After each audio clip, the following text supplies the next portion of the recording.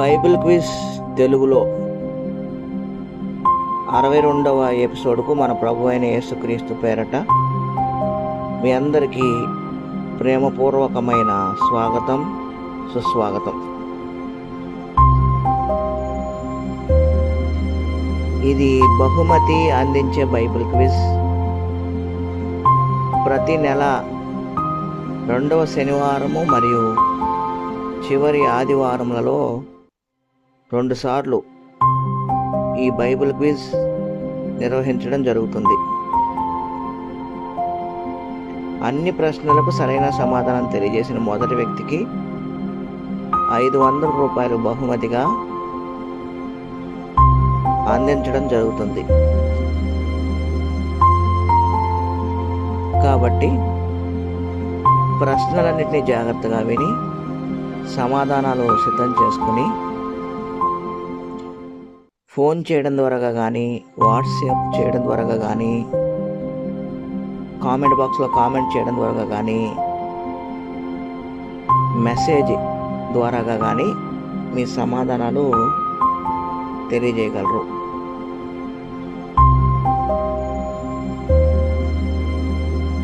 సమాధానాలు తెలియజేయవలసిన phone number 9535592673. మీరు మీ ఇంట్లోనే ఉండి బైబిల్ను మరింత పరిశీలనాత్మకంగా చదవడానికి,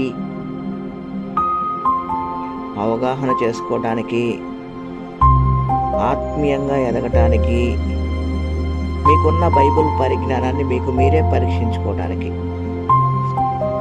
ఈ బైబిల్ క్విజ్ మీకు ఎంతగానో ఉపయోగపడుతుందని ఆకాంక్షిస్తున్నాం.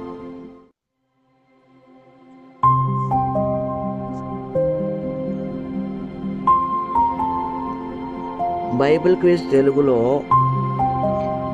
61వ ఎపిసోడ్ విజేత తూర్పుగోదావరి జిల్లా కడియం మండలం దొళ్ళ గ్రామానికి చెందిన సంకీర్తన గారు మీకు మా S&S ఐడియాస్ యూట్యూబ్ ఛానల్ తరపున, ఈ కార్యక్రమంలో పాల్గొనుతున్న మా అభ్యర్థులందరి తరపున కూడా హృదయపూర్వకమైన శుభాభినందనలు. దేవుని కృప మీకు, మీ కుటుంబ సభ్యులకు ఎల్లప్పుడూ తోడుగా ఉండి అన్ని విషయంలో మీకు విజయం చేకూర్చాలని హృదయపూర్వకంగా దేవుని ప్రార్థిస్తున్నాం. మరియు బైబిల్ క్విజ్ తెలుగులో 61వ ఎపిసోడ్లో పాల్గొని సమాధానాలు తెలియజేసిన మిగిలిన సభ్యులందరికీ కూడా హృదయపూర్వకమైన వందనములు.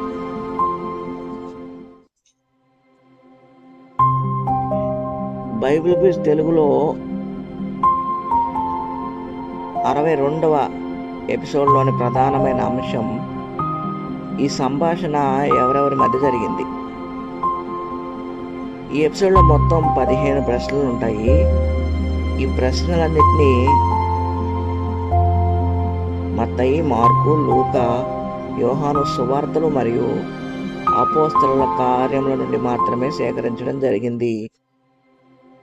అభ్యర్థులు గమనించగలరు. ఇక ఈ ఎపిసోడ్లో ఉన్న ప్రత్యేకత ఏంటంటే,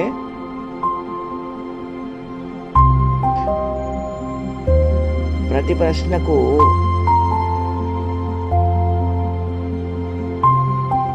ఎవరెవరి మధ్య సంభాషణ జరిగిందో తెలియజేయాల్సి ఉంటుంది. పేర్లు చెప్పాల్సిన అవసరం లేదు.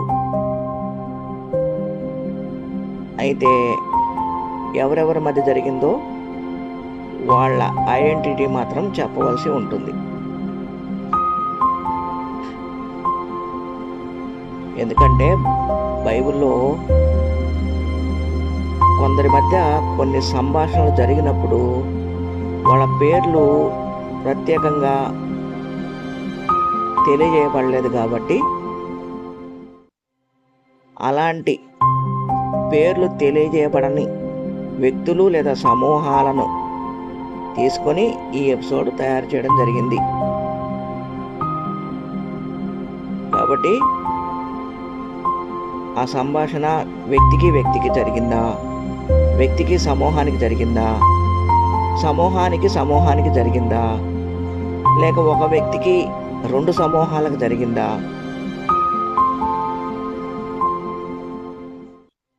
పేరు చెప్పకపోయినప్పటికీ ఆ సమూహం యొక్క ప్రత్యేకత, ఆ సమూహం యొక్క వృత్తి కానీ, ఊరు కానీ, ఆ మనిషి యొక్క ప్రత్యేకత, ఊరు కానీ, వృత్తి కానీ, ఇంకా బైబిల్లో ఎలా అయితే ఆ వ్యక్తిని లేదా ఆ సమూహాన్ని పిలిచారో దాని పేరుతో మీరు సమాధానం తెలియజేయవలసి ఉంటుంది.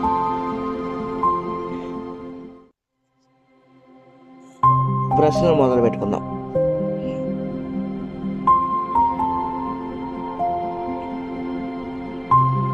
ఒకటి, క్రొవ్విన దూడను తెచ్చి వధించుడి, మనము సంతోషపడుదుము.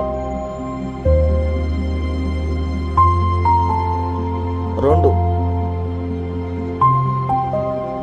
నీ పరుపెత్తుకొని నడవమని నీతో చెప్పిన వారెవరు?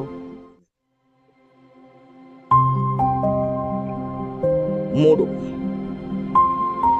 ఈ నజరేయుడైన యేసు ఈ స్థలమును నాశనము చేసి మోషే మనకిచ్చిన ఆచారములను మార్చునని ఇతడు చెప్పగా మేము వింటిమి.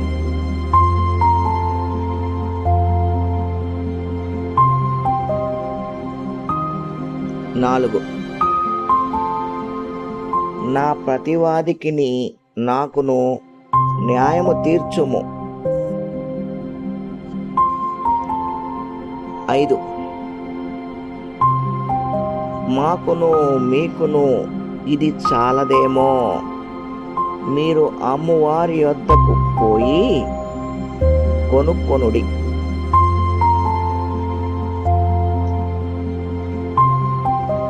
6, అతడు దగ్గరకు రాక మునుపే మేమతని చంపుటకు సిద్ధముగా ఉన్నాము.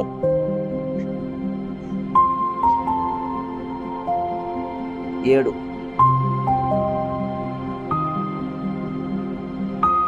నేను యేసును ఎరుగుదును, పౌలును ఎరుగుదును, కానీ మీరెవరు?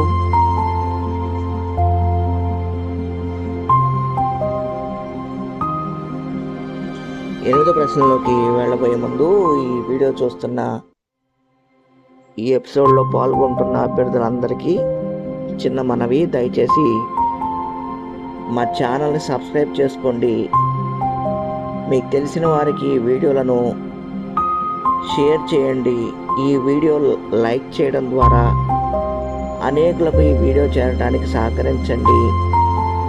మీ విలువైన అభిప్రాయాలను దయచేసి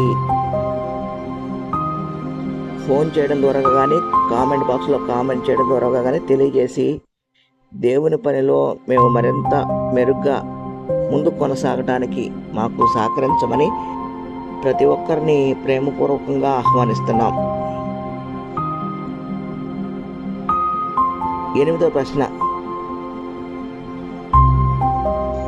నిన్న 1 గంటకు జ్వరము వానిని విడిచెను. 9వ ప్రశ్న, వీని కాళ్ళు చేతులు కట్టి వెలుపలి చీకటిలోనికి త్రోసివేయుడి. 10వ ప్రశ్న, పని చేయదగిన 6 దినములు కలవు గనుక ఆ దినములలోనే వచ్చి స్వస్థత పొందుడి. 11వ ప్రశ్న, ఈయన దేవుని యొద్ద నుండి వచ్చిన వాడు కాని ఎడల ఏమీ చేయజాలడు. 12వ ప్రశ్న, భూలోకమును తలక్రిందు చేసిన వారు ఇక్కడికి కూడా వచ్చి ఉన్నారు. 13వ ప్రశ్న, మేము దేవుని వాక్యమును బోధించుట మాని ఆహారమును పంచిపెట్టుట యుక్తము కాదు. 14వ ప్రశ్న, ఎందుకు మీరాయనను తీసుకొని రాలేదు?